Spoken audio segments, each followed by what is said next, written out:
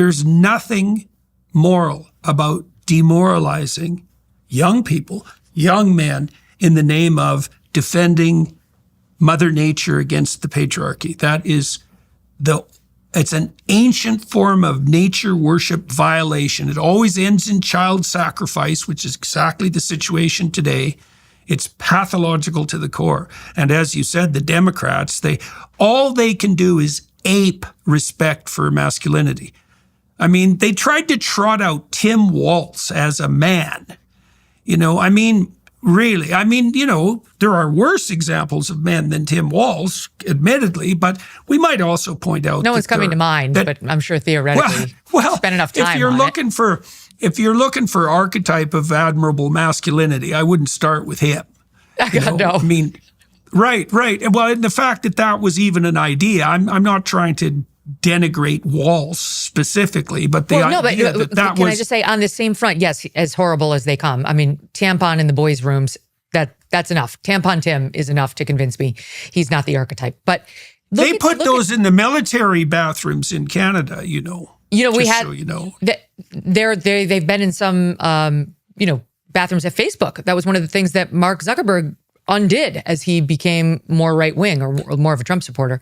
But I think more about somebody like Dough Emhoff. To me, he's even more of like the poster boy for this problem because he's married to Kamala Harris. He is utterly feckless. If you see him speak publicly or in interviews, all he's trying to do is project sweater man. I would never wear a suit because I'm a sweater man. I'm approachable. I'm a feminist. I'm likable, I'm non-threatening. And he buys into all the tropes. I'm married to a professional, successful woman. I'm happy to be the second gentleman, not threatened by it at all. Only in his case, as it is in so many of these people who bend over backward to live up to that image, it's all fake. He's actually not a supportive partner at all. He's not comfortable in his own skin. And I don't like the word feminist, and I don't call myself feminist, but I think you could create a definition of that word that would be flattering. It could be used in modern day America in a way that could really embody what could be great about femininity. Anyway, my point is he's not it.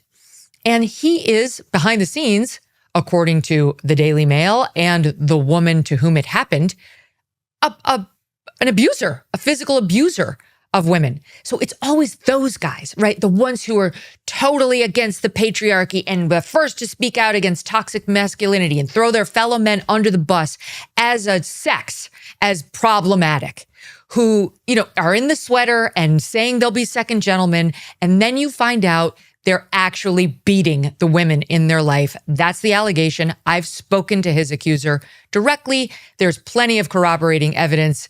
And not one journalist would even ask him about it, Jordan, when they got this guy in front of them. Now, all these self-serving leftists who say that kind of a man would be terrible. We wouldn't want that man anywhere near 1600 Pennsylvania Avenue. Never mind a role model for our little boys and girls.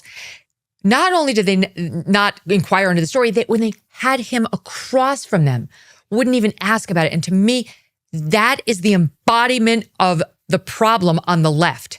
They elevate guys like that who actually are complete shits, and they want us to celebrate them as non-toxically masculine. Whereas they're looking at an actual man who will throw a punch in defense of a woman, or just a weakling who might be getting bullied in a public setting, and say he's the problem. His natural male instincts to protect or compete or get ahead are somehow problematic.